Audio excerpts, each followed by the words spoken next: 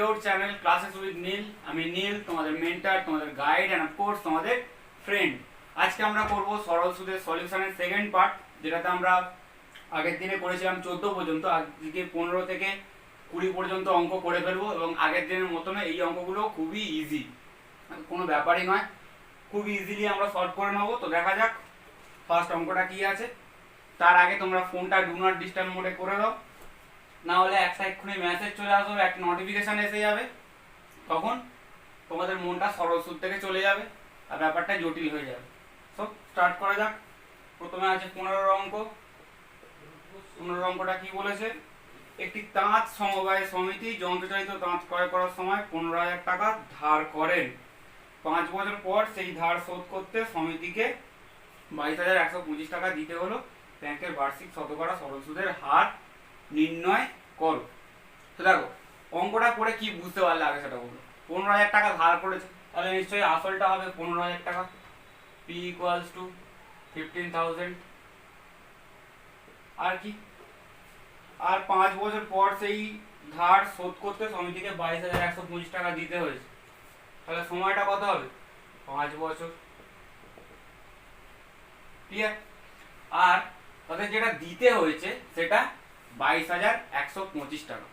এইবারে অনেক স্টুডেন্টরা বলে যে স্যার 22,525 টাকা এটা যে দিতে হলো, এটা কি আমরা সুদ দিলাম নাকি সুদ আসল দিলাম? এটার অ্যান্সার আমি দেবো না, তোমরাই বলো এটার অ্যান্সার কি হবে। 15,000 টাকা আসল, তার থেকে সুদ হয়ে গেছে 22,125 টাকা, তাও আবার 5 বছরে। সেটা কি সম্ভব হতে পারে? কোনো মতেই নয়। তাহলে তার রেট অফ ইন্টারেস্ট যা হবে, তাহলে কেউ আর টাকা ধার করতে যাবে না। সেটা হচ্ছে সুদ আসল। তো সুদ আর আসল যোগ করে হয়েছে 22,125, তার মধ্যে আসল হচ্ছে 15,000 টাকা। তাহলে সুদটা কত হবে? 22,125 থেকে 15,000-কে মাইনাস করে দাও, তাহলে কত হবে? 7,125 টাকা। ক্লিয়ার? আর রেট অফ ইন্টারেস্টটা আমাদেরকে বের করতে হবে, যে ব্যাংক মানে যে সংস্থায় টাকাটা ধার দিয়েছে, তো তাদের সুদের হারটা কত। তো একটাই সূত্র, I equals to PRT/100, value put করো, অ্যান্সার বের করলো। আমরা এটা মুছে দিচ্ছি। এটা বোর্ডটা এতটা ছোট হয়ে গেছে, সমস্যাটা এখানে। I equals to PRT/100। I কত? 7,125 সমান সমান P হচ্ছে 15,000 ইন্টু R হচ্ছে জানি না, T হচ্ছে 5/100। কি করো ফার্স্টে? 0 0 ক্যান্সেল করো, তারপরে 5 দিয়ে এটাকে যদি কাটা যায়, 5 দিয়ে এটার সাথে কাটলে কত হবে বলো? এইসব কাটাকুটি মুখে মুখে হবে, এগুলোর জন্য কোনো ক্যালকুলেটার লাগে না, এগুলোর জন্য রাফ করতে হয় না। দেখো কিভাবে কাটবো, দেখো লাস্টে 5 আছে মানে আমি জানি এটা দিয়ে কাটাকুটি চলে যাবে। তাহলে 5 দিয়ে গেলে দেখো 7, তাহলে 5 1 5। ক্লিয়ার? 7 থেকে 5 বাদ দিলে 2 1 21, 4 5 20। 21 থেকে 20 বাদ দাও, 1 1 আসবে কত হয়? 12। তাহলে 5 গুণে 10, আর 2 নামলো, 5 নাও 25, 5 5 25 হয়ে গেল। এবারে এখানে 150 আছে, এখানে 14,025 আছে, এটাকে 15 দিয়ে কাটাকুটি করো।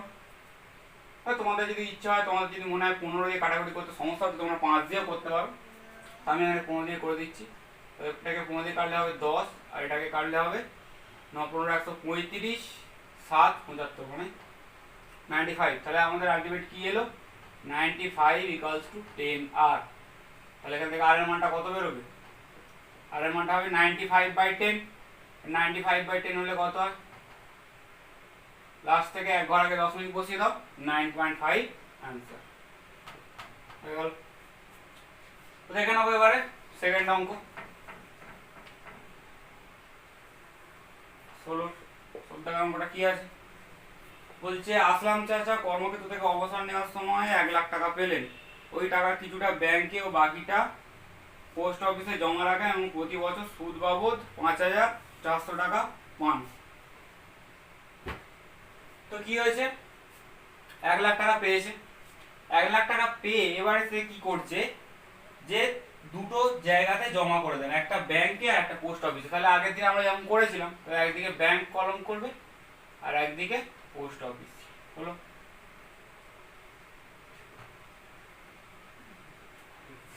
এখন কোয়েশ্চেন হচ্ছে ব্যাংকে কত টাকা রেখেছে আর পোস্ট অফিসে কত টাকা রেখেছে, সেটা কিন্তু আমরা জানি না।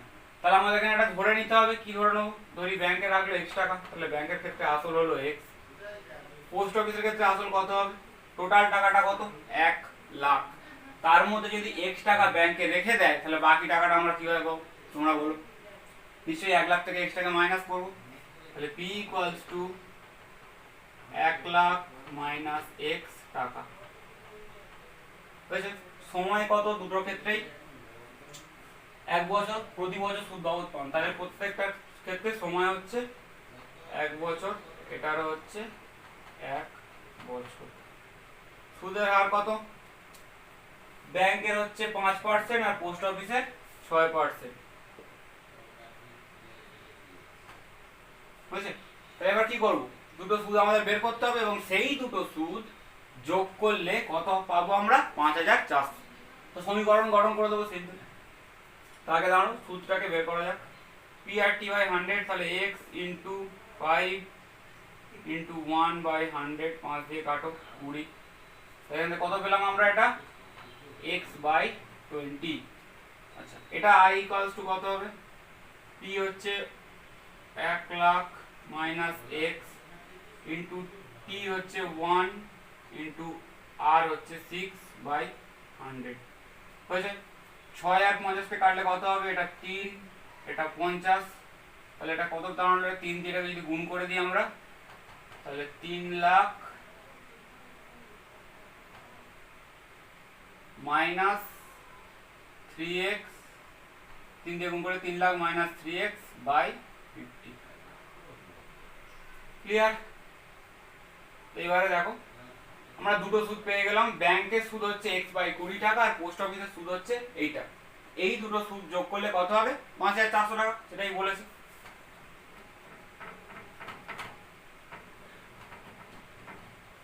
তাহলে প্রশ্নানুসারে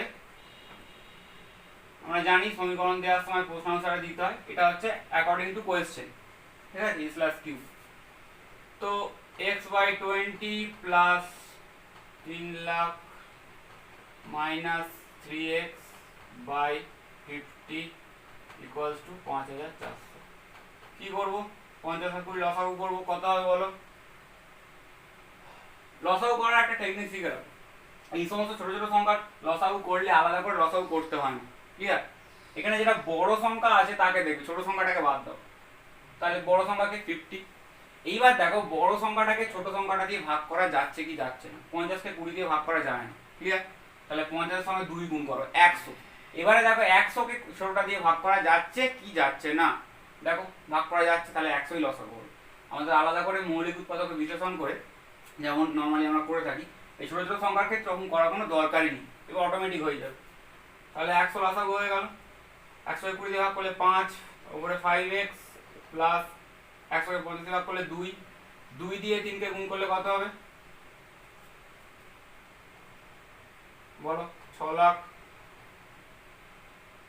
মাইনাস 2 দিয়ে এটাকে গুণ করলে 6x ইকুয়ালস টু 5400।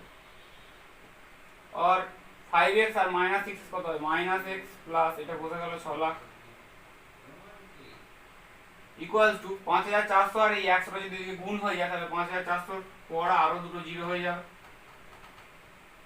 और মাইনাস x ইকুয়ালস টু এই 6 লাখটা ওদিকে চলে যাবে, তাহলে 5,40,000 মাইনাস 6 লাখ হয়েছে। তাহলে মাইনাস x সমান সমান এটা বিয়োগ করলে কত হবে বলো, 5 লাখ 6 লাখ থেকে 5,40,000 বিয়োগ করলে 40,000 হয়, সরি 60,000 হয়।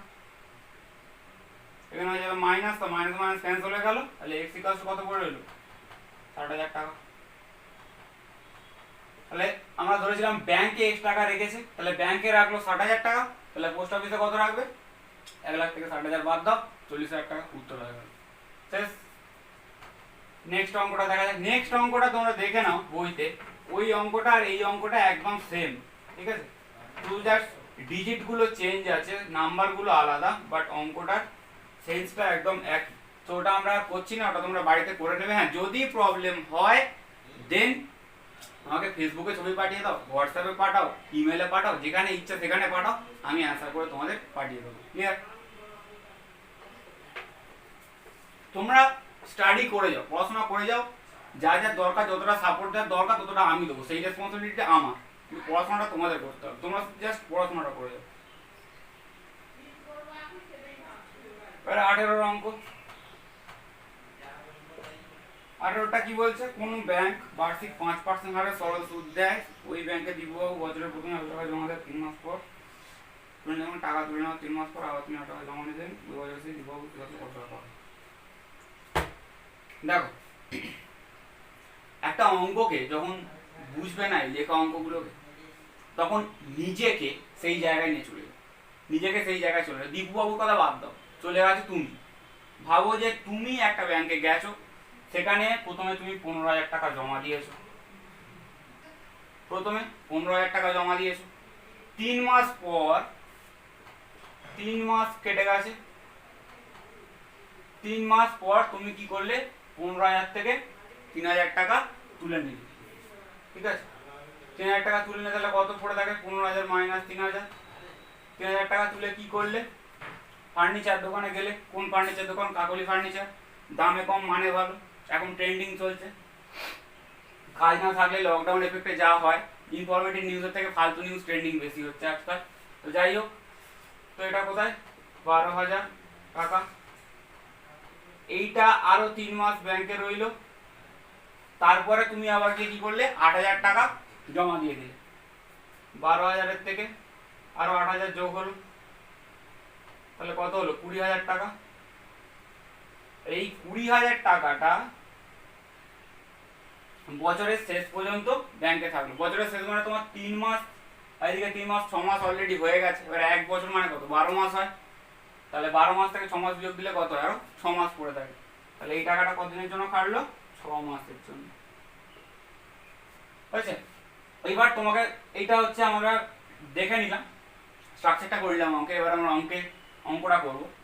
তোমাকে বলেছে যে টোটাল সুদটা কত হবে আর সুদ আসলটা কত হবে অ্যাকচুয়ালি। তাহলে আমাদের কি করতে হবে, সুদটা বের করতে হবে টোটাল, মানে 15,000 টাকা 3 মাসের সুদ বের করব, 12,000 টাকা 3 মাসের সুদ বের করব, আবার 20,000 টাকা 6 মাসের সুদ বের করব, করে তিনটে সুদকে যোগ করে দেবো, দিলে মোট সুদ যেটা সেটা পেয়ে যাব। এবং লাস্ট যে টাকাটা ছিল 20,000 টাকা, 20,000-এর সাথে সুদটা যোগ করে দিলে কি পাবো, সুদ আসলটা পেয়ে যাবো। চলো করা যাক। তো 15,000 ইন্টু, এবার দেখো আমি এটা লিখছি না, i ইকুয়ালস টু PTR/100 দিয়েই করছি, p ইন্টু টি, টাইম কত হচ্ছে 3 মাস।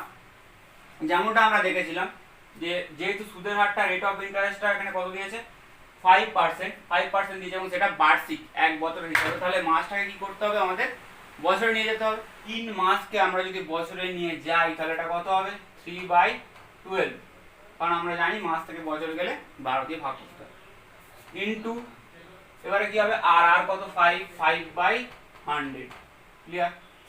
এখন এখানে জাস্ট কি করবো, আমরা 0 গুলো কেটে দিলাম, আর 150 ইন্টু 3/12 ইন্টু 5/12, এখানে 3/12 কাটাকুটি করার কোনো দরকার নেই, কেন নেই সেটা একটু পরেই বুঝতে পারবে। এটা গেল। এবার ভাবো এই 12,000 টাকা 3 মাসের সুদটা কত হবে, 12,000 ইন্টু সেটা, এটাও 3 মাস, তাহলে 3/12 ইন্টু 5/100, কি করলাম, এই দুটো জিরো ক্যান্সেল করে দিলাম। এবং লাস্টে কি আছে, 20,000 টাকা, তার সুদটা কত মাসের জন্য, 6 মাসের জন্য। তাহলে এটা কত হবে, 20,000 ইন্টু 6/12 ইন্টু 5/100, ক্লিয়ার। এখানেও দুটো জিরো ক্যান্সেল করে দিলাম। 6 আর 12কে কাটার দরকার নেই, এখানে 3 আর 12কে কাটার কোনো দরকার নেই। এবারে কি করবো, এই তিনটে সুদকে আমাদের যোগ করতে হবে, আমরা এটা মুছে নিলাম। এইবারে দেখো তিনটে সুদকে আমরা যখন যোগ করব, আগে আমরা যোগ আকারে লিখি। তাহলে এখানে কত আছে, 150 ইন্টু 3/12 ইন্টু 5/5, বাই কিছু নেই, 5 plus 120 into 3/12 into 5 plus 200 into 6/12 into 5। এবারে দেখো যখন অঙ্ক করবে সবসময় অবজারভেশন একটা দরকার থাকে। এইখান থেকে আমরা চাইলে প্রত্যেকটা জিনিস কাটাকুটি করতে পারি, করে হিসাব করতে পারি, বাট আমরা করবো না, তার কারণ তার আরো সহজে আমরা জিনিসটাকে করে ফেলতে পারবো। কি করবো, দেখো প্রত্যেকটা দেখি 5/12টা কমন যাচ্ছে, 5/12 ক্লিয়ার। তাহলে আমরা কি করবো, 5/12টা কমন নিয়ে নেবো, নিলে এখান থেকে কি পড়ে থাকে দেখো 5/12 চলে গেছে, 3 আর 150 পড়ে আছে, 3 150 কত হয় 450 প্লাস এখানে 3 আর 120 কত হয় 360, এখানে 6 আর 200 কত হয় 1200। এবার এগুলো সিম্পল যোগ করে দিলেই পেয়ে যাবে 1200 আর 300 1500, 1500 আর 400 1900, এখানে 60 আর এখানে 50 কত হয় 110, 1900 আর 110 কত হয় 1900 100 2000 2010 হয়েছে। 2 দিয়ে কাটো 6, এটাকে 2 দিয়ে কাটলে কত হবে 1005, 5 আর 1005 গুণ করে দিলে 5025/6। এবার এটা ভাগ করার জন্য কি তোমাদের রাফে করতে হবে না ক্যালকুলেটর লাগবে আগে বলো? মুখে মুখে ভাগ করবো, রাফে ভাগ করা ক্যালকুলেটর দিয়ে ভাগ করা ওসব এখন অতীত, ঠিক আছে, ওসব চলবে না। যা করতে হবে ডাইরেক্ট টাইম সেভ করতে হবে।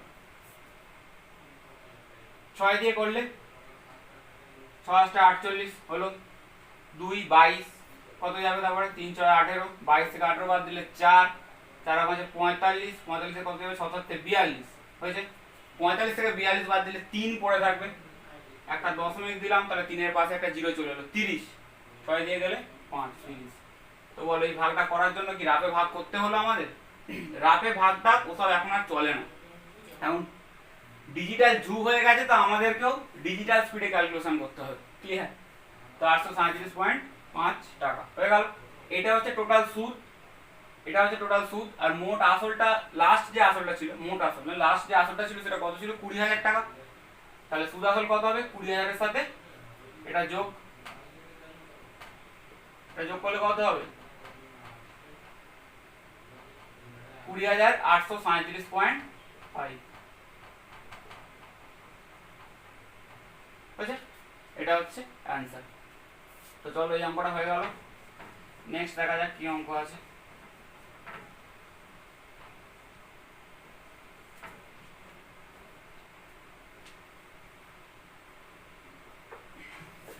এই অঙ্কটা খুব ইম্পর্টেন্ট অঙ্ক। অ্যাকচুয়ালি অঙ্ক কোনো ইম্পর্টেন্ট থাকে না, সব অঙ্কই ইম্পর্টেন্ট, ঠিক আছে?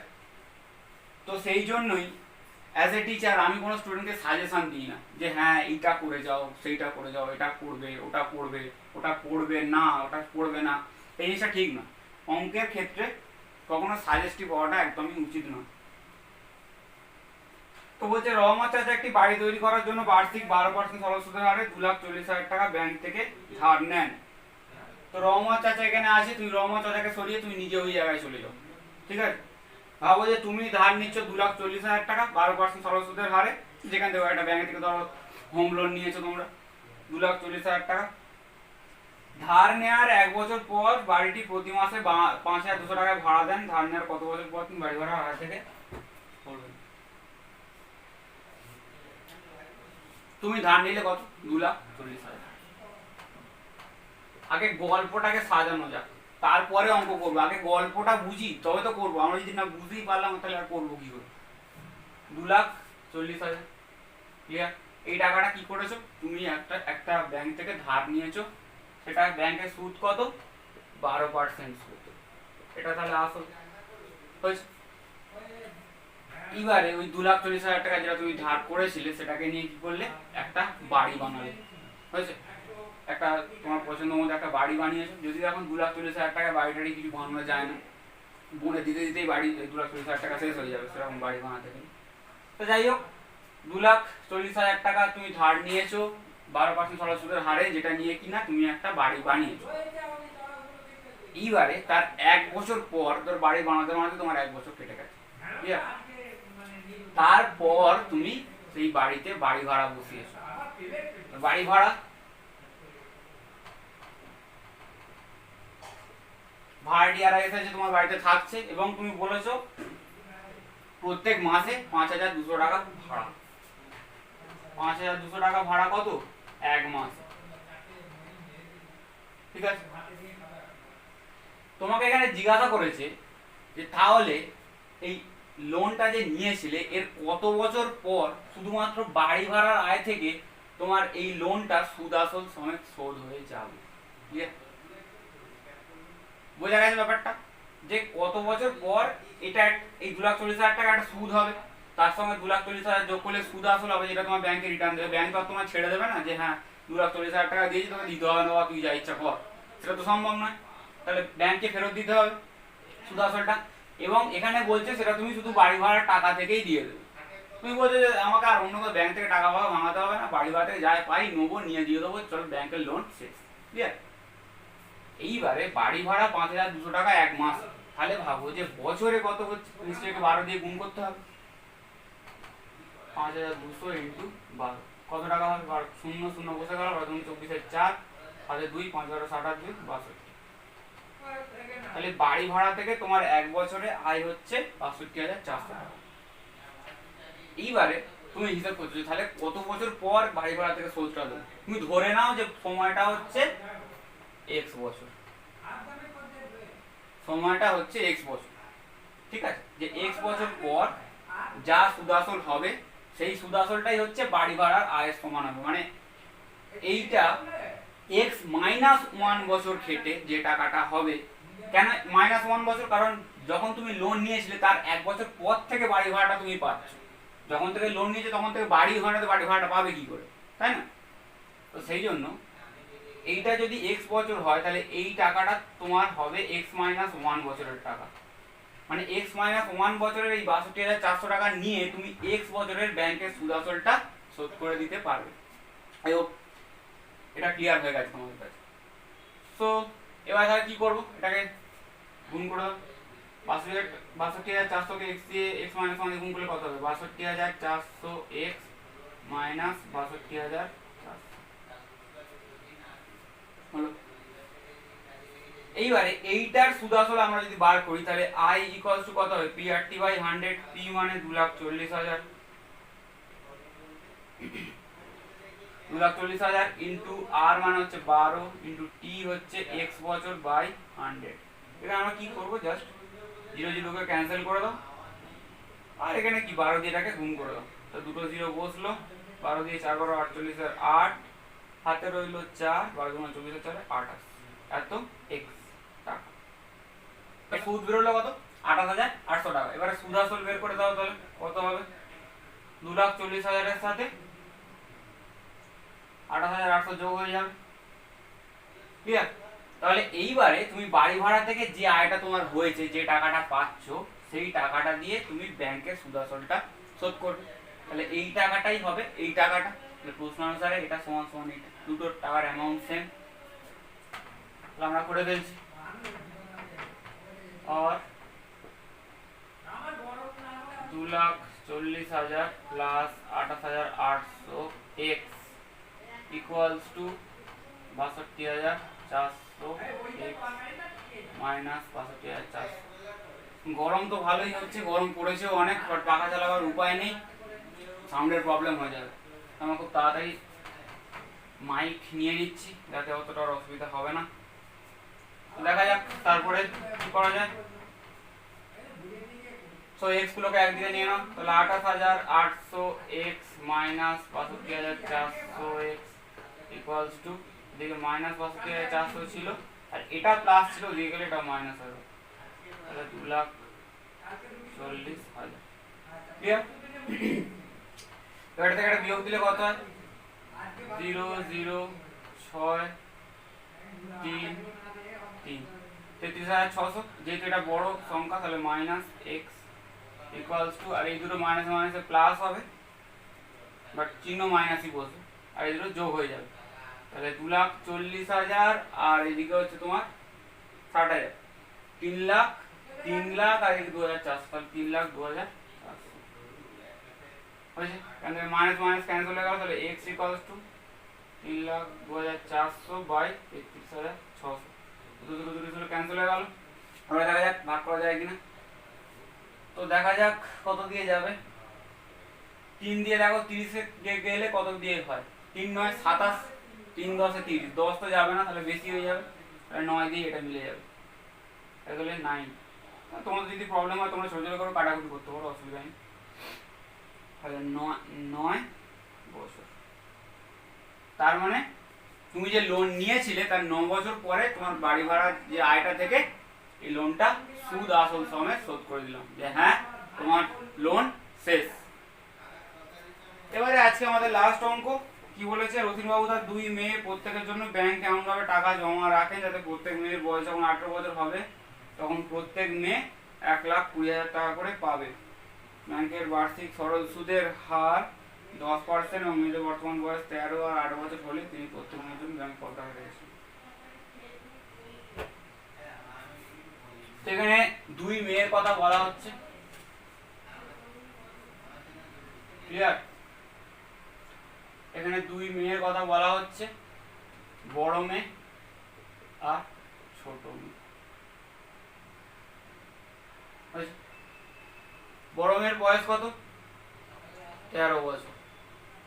ছোট মেয়ের বয়স কত? 8 বছর। হলো? বড় মেয়ের জন্য কত টাকা রেখেছিল সেটাও বলে দেয়নি, ছোট মেয়ের জন্য কত টাকা রেখেছিল সেটাও বলে দেয়নি, আমাদের ওই দুটোই বার করতে হবে। তাহলে এখানে আসলটা আমরা বড় মেয়ের ক্ষেত্রে ধরে নিচ্ছি x টাকা, আর ছোট মেয়ের ক্ষেত্রে আসলটা ধরে নিচ্ছি y টাকা। এইবারে রেট অফ ইন্টারেস্ট কত? একই জায়গায় রেখেছে, একই সমস্ত একই ব্যাংকে, রেট অফ ইন্টারেস্ট দুজনের কাছে সেম হবে। তাহলে এরও 10%, এরও 10%, হয়েছে? তারপরে পি গেল, হলো আর হলো। এবার টিটা তাহলে কত হবে বলো? টি মানে কি 13 বছর বসিয়ে দেবো? 13 বছরটা তো বড় মেয়ের বয়স, বাট বলেছে যখন 18 বছর বয়স হবে তখন টাকাটা পাবে। 13 বছরে টাকাটা রেখেছে, আর 18 বছর যখন হচ্ছে তখন টাকাটা সে তুলছে। তাহলে কত বছরের জন্য টাকাটা রইল? 18 মাইনাস 13, তাহলে কত হচ্ছে? 5 বছর। তাহলে বলো আইটা কত হবে? x ইন্টু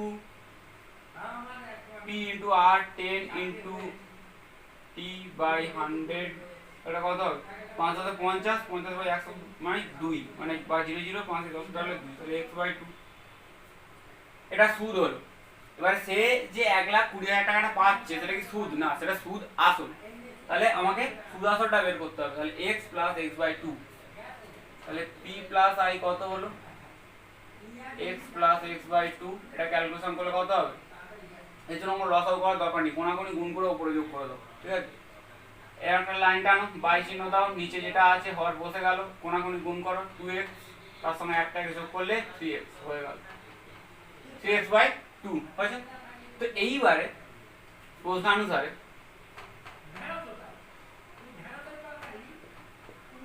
3x বাই 2 সমান সমান কত হবে? 1,20,000 টাকা।